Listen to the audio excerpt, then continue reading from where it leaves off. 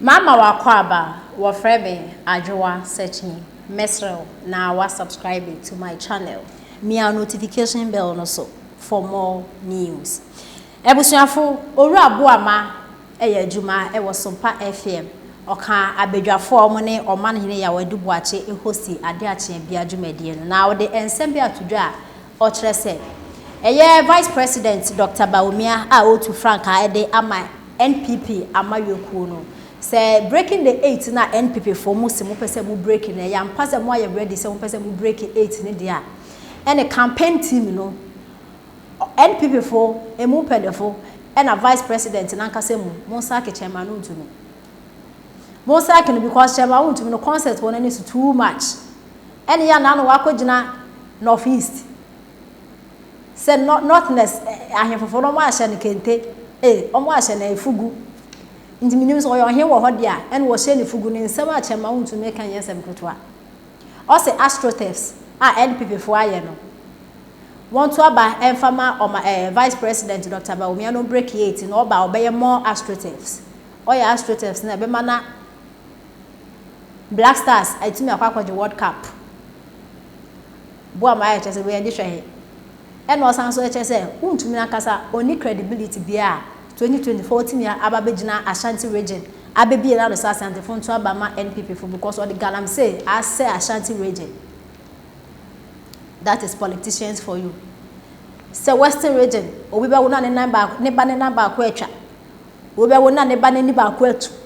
Ya le bone na ye mofra manfo kidney problems e koso wo Ghana hanu mi na efi galamsey yinsu.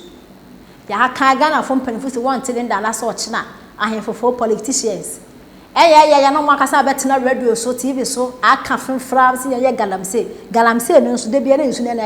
na ni ayekokọ nsu ye hu omo ye galamsey no kwaku bu ahen NDC fo ende omo opposition nti omo anya kokuduru ebe ka che Ghana fo se galamsey no wonka ho akrofo both NPP and NDC fo na mo ya rifo mo gu oman Ghana na ebe bom ntiri so kwaku bu ahen kogire villages ni bi secretly ekoka che omo se mo to abema NDC fo na wo ba wo no NDC fo baba na wo ya galamsey nti ya boda wu se yensu se galamsey na mo ye ne eku ni pa me ni pa yale ye boda wu Ghana politicians mo nte Ghana politicians mo na mutu kwan kwa manone UK Canada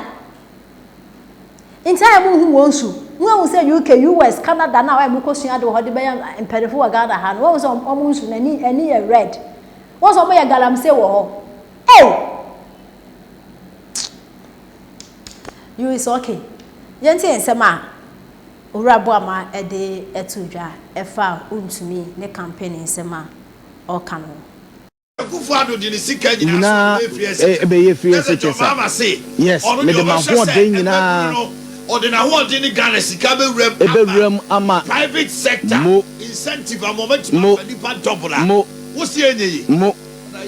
me ntia asa akoye ase chinchirin 24 hour Bawumia nam sremu nyina yi. This is an opportunity among for us accusing wo Vice President Dr. Alhaji Mahmoud Bawumia say oya campaign NPP presidential primaries no one ka bibia ne obeye amfa nkyere Ghana for. Yes, it was an electoral college na omo ekoto aba no eye targeted nti ebia na u deal with them but ne we say thank you to no enye delegates nko na woda o mase oda even NPP supporters omo Cadbury members omo nye delegates nti you are talking to Ghanaians nti ebia o condemn kakra o rebati a 24-hour economy ne kakra then you also put in you also so o de eba when you better opportunity and be our explaining Papa John Dramani mama 24-hour economy no o de bebo mu but all kwa toyi was starting chirechirem where Odru St. Joseph College of Education enra nya no chiremu no say me free me 24-hour economy am de bae amanfo bi ntia so mo kan say but this is what I mean and no chiremu am amanfo ehunu ne opa chire it is up to Bawumia ni team no so mo so yes obi ka asem bi to so na se wa anyia no a eya ne hadwere but we are no kakra then also set the tone now so what set the tone bi amana dan say mo best stick it to and akota ayi friends say Wontumi mu and say Vice President Dr. Alhaji Mahmoud Bawumia campaign team no so man see Wontumi mu platform no so no omo talk us mo Wontumi mu jejina platform no so a elections no omo so ma wi o na kocha se Wontumi ko gina sirem ko ka che Ghana for say eyi ho ahwan AstroTurf ya be ma Ghana ko World Cup akobo finals fa Oba Kumasi a ye Wontumi mo de galamsi a ye kuroma ni Asante wo be gina manzo akoye campaign beti omo penipa foforo na the likes of the na komiamo a bia omo nsa ho nseda ni hwe no allow them to lead this campaign dan some be ma Wontumi be ka de asema kire Ghana for Wontumi ne be gina Kumasi a na Wontumi be gina Kumasi a be ka de asem a kire a kire Asanteman what has Wontumi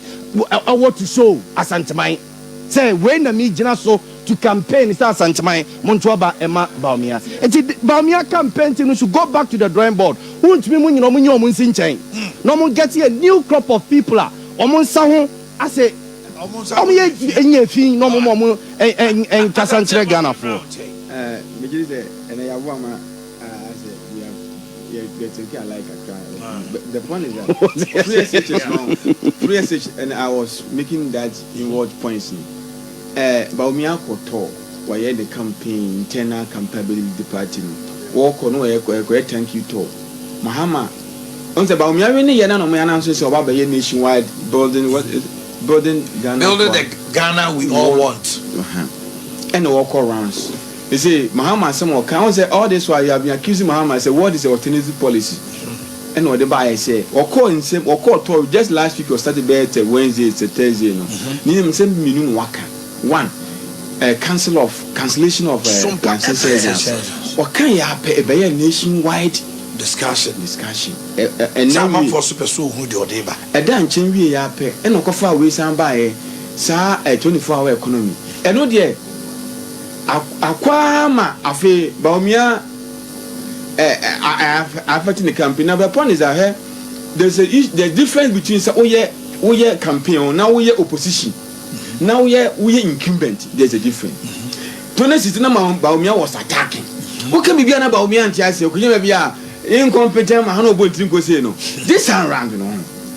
And some of my can be an direct attack.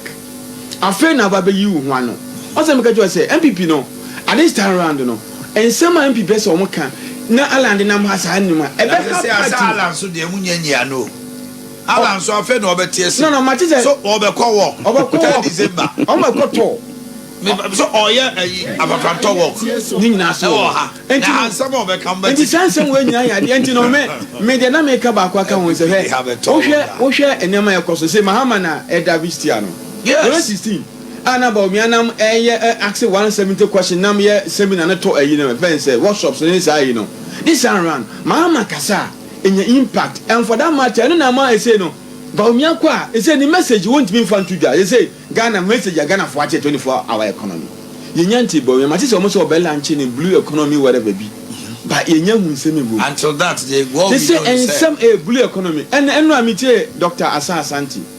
was see the blue version the 24-hour economy visible obi say bi do papa we say one kind onim Africa you say yen ha cheap labor no fu benye free ho na China do maybe na US dem benye produce no China this around Africa ya be alternative